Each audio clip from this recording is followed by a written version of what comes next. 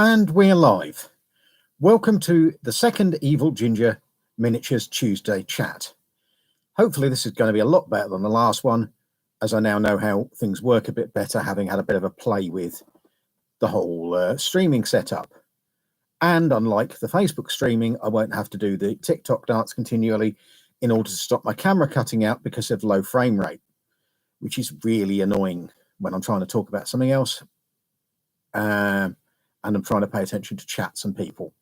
So we're live. Here you see me sitting in front beside the shelves of shame, surrounded by them, in fact, and ready to chat about anything wargaming that comes up. I hope there's some people out there and I'm not just talking to an empty chat. Well, what have we got lined up for today?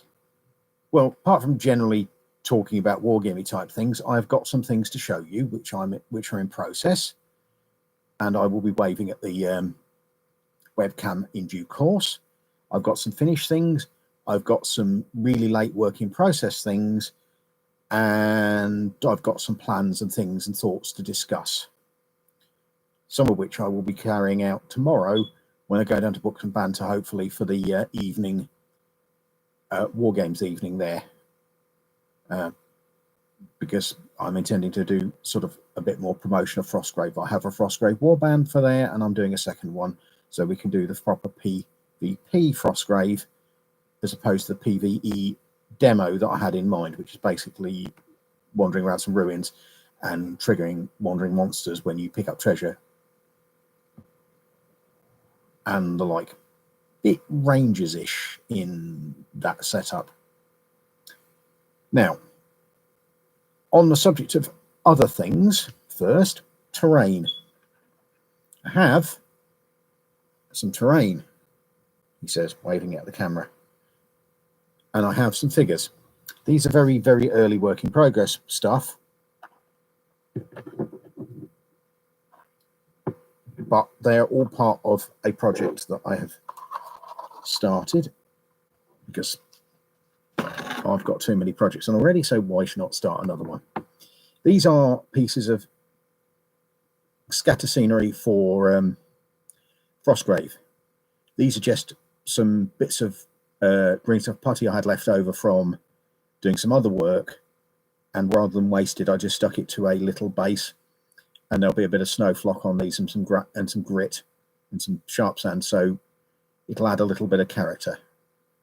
They aren't very big and they don't necessarily form any part of the game, but it just makes it look a bit more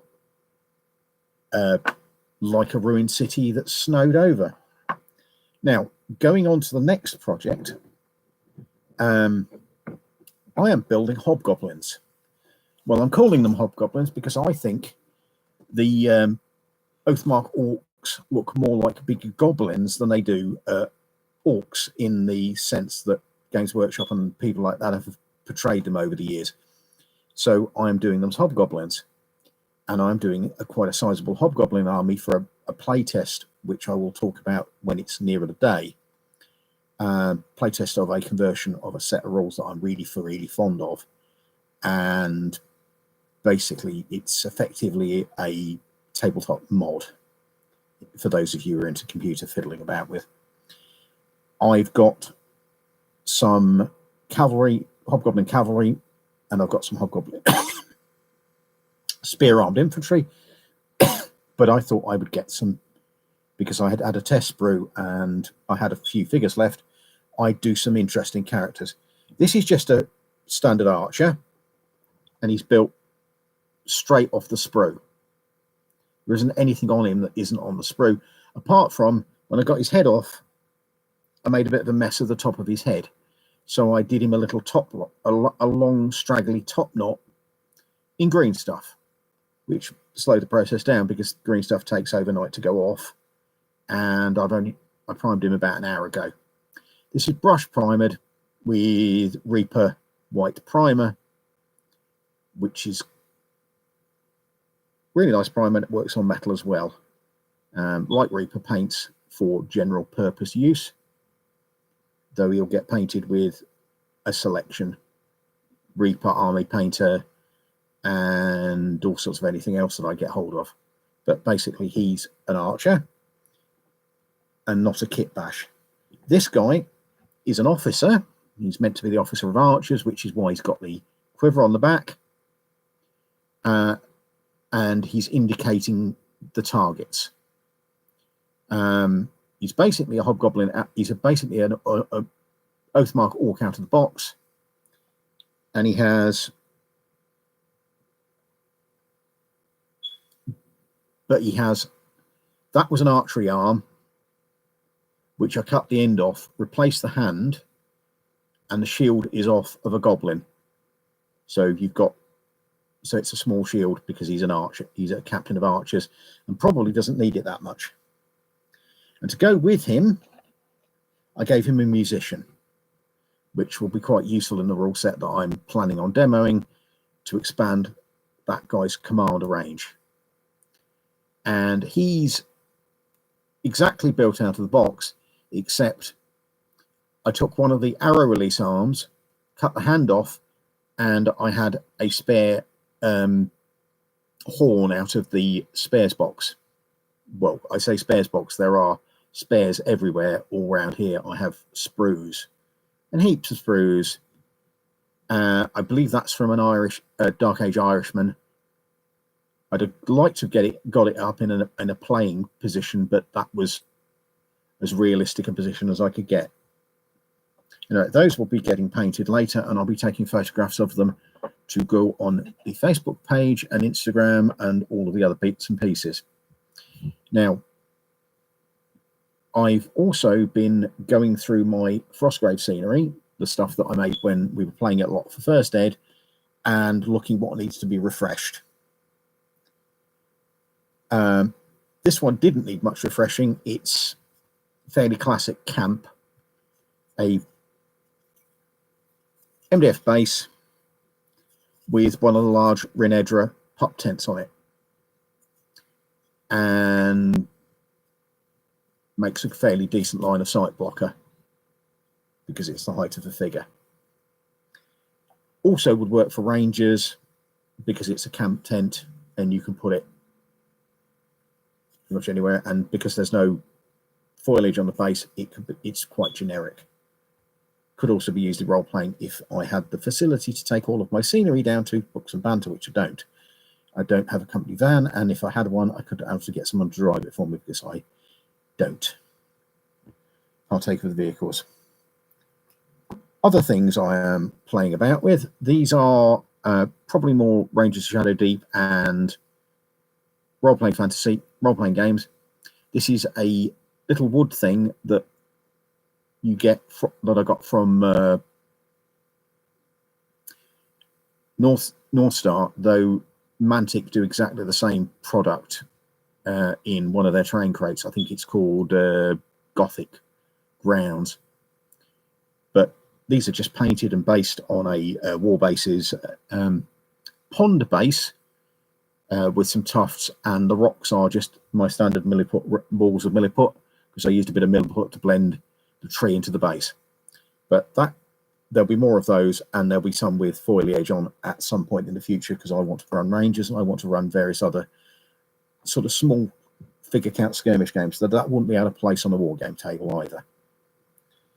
Another bit of building, and I did this a while ago, this is a bit of a kit bash, in that I converted it from a wooden building with a wooden slatted wooden roof to a one-doored one, simply by putting the frames outside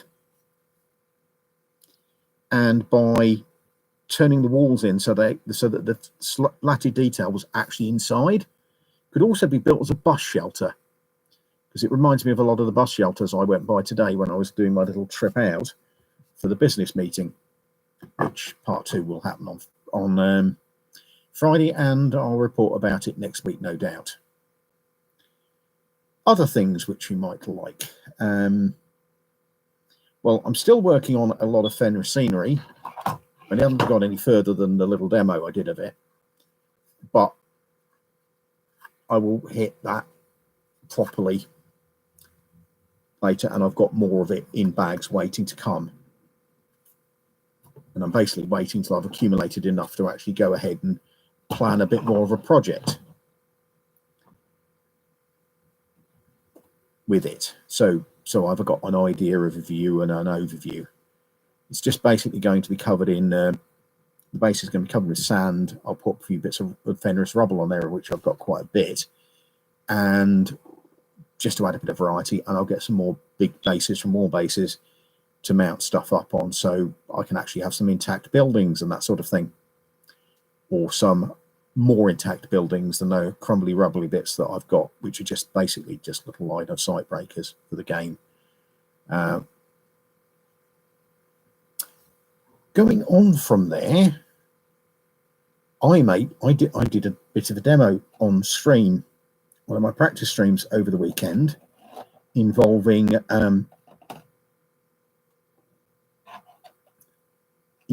some basic basing technique, and this was the result. They've not quite finished yet. I'm probably going to have to put another coat of varnish on them, but these are little rats from Fenris. They're all painted and finished, but as you can see, that stone catches the light a little, and that means it's going to need a second coat of matte varnish. Would have done it before the show, but I like to give it a bit longer to go off than I had available. It's another one of them with a bit more walling. The walling is made of milliput bricks, the sort of thing that I get left over when I use milliput to base things, and I have little boxes of them. I really like these Fenris ones. I might actually do some for rangers and for a more temperate climate, and put them with some grass and stuff on them, because they're only a £5 and they're really nice to add on to an order to make up the thing. And this is my favorite one, which is the one standing up watching over, and again he's still slightly shiny. I make sure that figures are wargamer proof by covering them in Wilco yacht varnish. I have to find another supply now. Wilco isn't a thing anymore, but you then have to mat them down, and it usually takes a couple of coats of the anti-shine stuff to do it properly, because I make sure that is really thin coats, because there's nothing worse than having a nice figure that's all misted out because you put it on too thick. And that's happened a few times in the past, and I am somewhat paranoid about I'm just getting some loose basing material, because the trouble is, when you base stuff, the last few bits of it don't take a little while to come off. If they're loose, you shake them off and things, but it's still they hang around a bit if they're not bound with glue, and I need some better glue, white glue, to do that. This stuff I've got at the moment leaves a sort of a residue on top of them, which I don't like. But I need to go up the builders merchants for a big bottle of basic like white glue. Right, I mentioned hobgoblins earlier, and we have some test hobgoblins. There will be a lot more of these, and I will finish basing them. They are, for some strange reason, going to be based exactly the same way as I did my Byzantines a while ago, with light and dark tufts. But I need some more light and dark tufts. Let's try saying that when you've had a couple of pints. Now, these have been matte varnished, but again, it's a very, very thin coat, and they might need another one. They're basically made from Oathmark human cavalry with Oathmark orc arms and Oathmark orc heads. And the heads don't fit very well because they've got a different sort of head attachment. The base is, by the way, a Warlord one. They're really useful, and I do wish other people would do pill bases in plastic.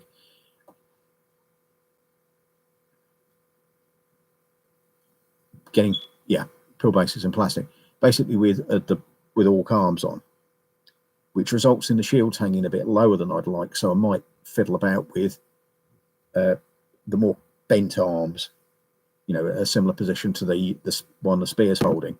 There are some on the sprue. I just didn't use them on these. I used them on the spearman. the infantry spearmen, which I also made out of these. There are 4 of these, 3 of these.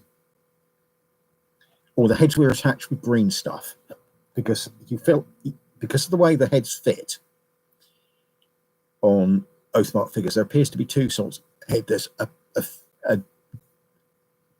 depression into which a head with a neck blob fits, or there's a neck blob that comes up from the body that the head fits on top of. That's the way the goblins work, and that's the way the orcs work, but the humans work with the depressed one, so with the dip.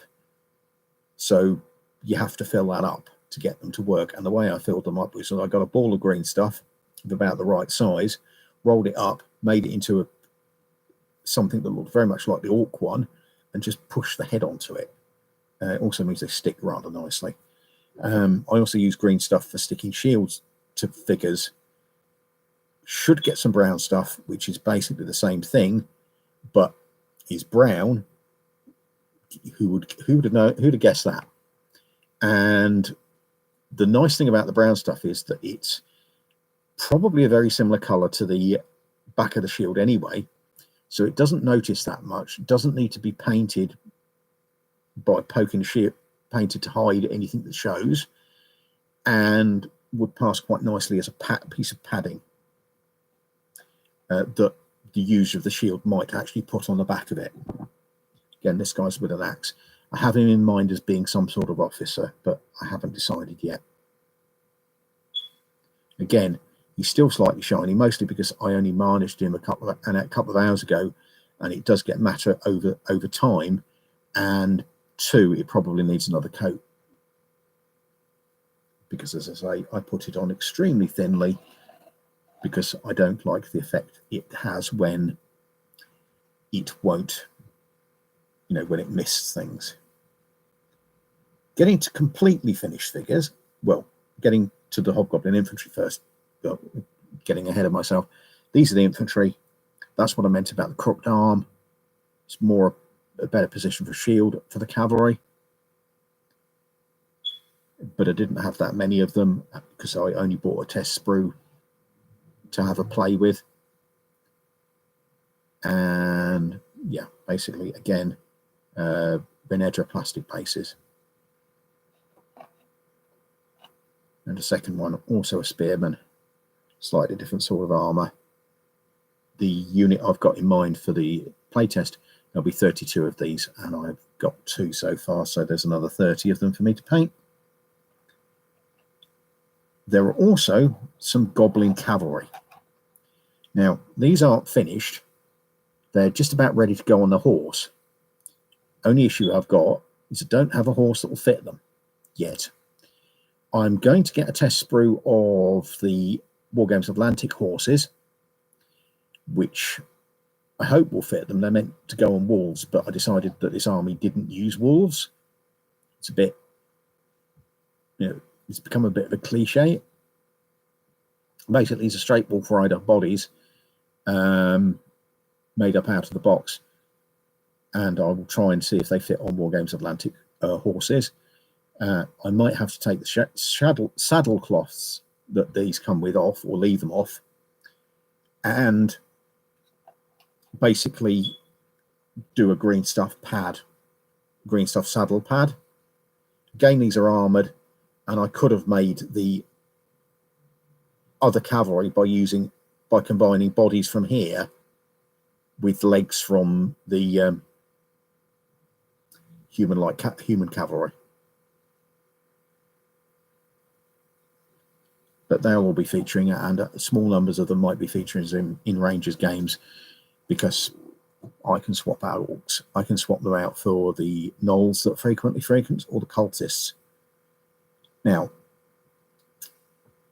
getting back to Frostgrave related stuff, and given that we don't appear to have anybody in the chat at the moment, I will take you through some of the Frostgrave stuff I've been doing. Now, these are all completely finished and are almost ready to play.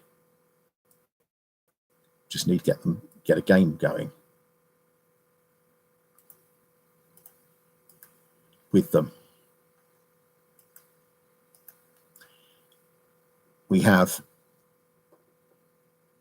wizard. Now, pictures of these have gone up on all my social media and have been shared on a Frostgrave group. This is one made from the human female or wizards 2. I need to get a set of wizards 1 again to make some more male wizards. I usually do warbands with alternating with a male and a female, swap alternating. So if it's got a male wizard, it's got a female apprentice and vice versa.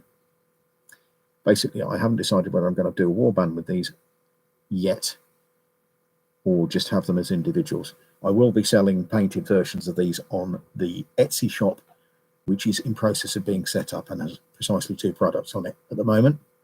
One of which are some mantic skeletons based of Frostgrave, and the other which is a test product, which is a very nice figure from Bad Squiddo, which I got as a demo, which I had to put up, which was put up there just basically because I needed to have an example product in order to get the shop going to that extent.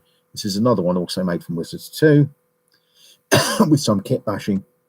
The backpack on there is, I think, from one of the Warlord Games British infantry sets. They're a really good source of backpacks, and one of the reasons I keep them for the spare box. But there we are. Again, it's catching the light a little bit. It is actually matte, but it's still catching the light.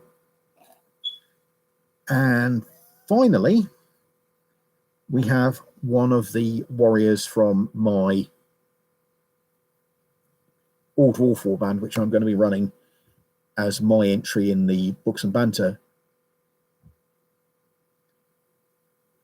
Frostgrave campaign thing that I'm planning to do once I've got enough people interested from running demos. And this guy is one of the soldiers. He's again a kit bash. He's got quite a lot of. He's basically a oath-marked dwarf infantryman, but he's got a backpack and a side pack from a British Warlord British soldier, and the shield, which incidentally is not all freehand, is from a late Roman light cavalryman, I believe, or it might be a gripping beast ancient Irishman, because again the Irish came with small shields which I didn't necessarily use, and I have a whole warband of those which I won't show you now but are all up on the website. But I don't just do Frostgrave and I don't just do fantasy wargaming. I do science fiction wargaming and I do historical wargaming, and I do pretty much anything you'd like me to do. I have a very eclectic approach to the hobby. Pretty much the only thing I don't do that much of is Games Workshop, mostly because they're a pain to paint and more of a pain to assemble, especially the newer ones. Anyway, as there doesn't appear to be anybody in the chat, I will hang on for a little bit to give people a chance. Give me a drink, because you've been talking at you for the last 23 minutes.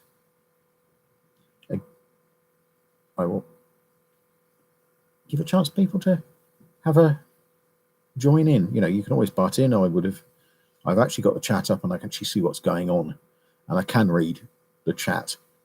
I think the only problem would be if it went by very fast indeed. I'll disappear off camera for a second and take a glug.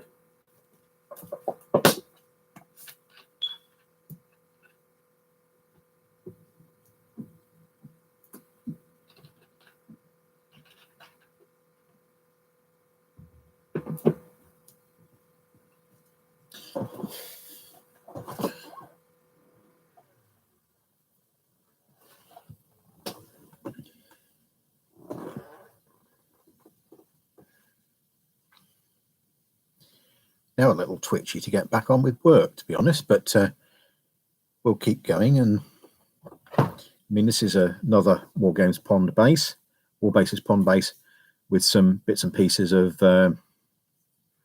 Fenris rubble. So I've got 2 packs of that, which will be going on more pond bases and more this in due course. And there are individual little bits. These are basically the same thing, same sort of idea as the things I did, but a little bit bigger. In fact, I think that one should have really gone up against a wall because that's a flat side. But I'm sure I can do something to make that a little bit interesting. Again, a little bit of milliput work there to give it a bit of detail. It's not meant to be boring, but it's meant just to sit in a corner, I think, of an existing wall and just be rubble piled against it. And I've also, because I've been putting orders into Fenris, been getting puzzle pieces. I have no idea how these work. They're technically freebies, but I dare say I will work it out. And if I don't, they're nice pieces of characterful scenery that I can put a scatter to go in again for either shadows or for Frostgrave.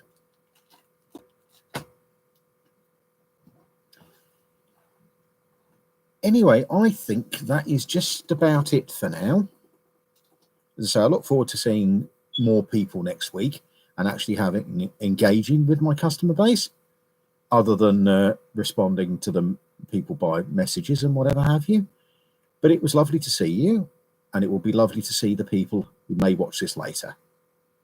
But ta-ta for now, and take care. Bye.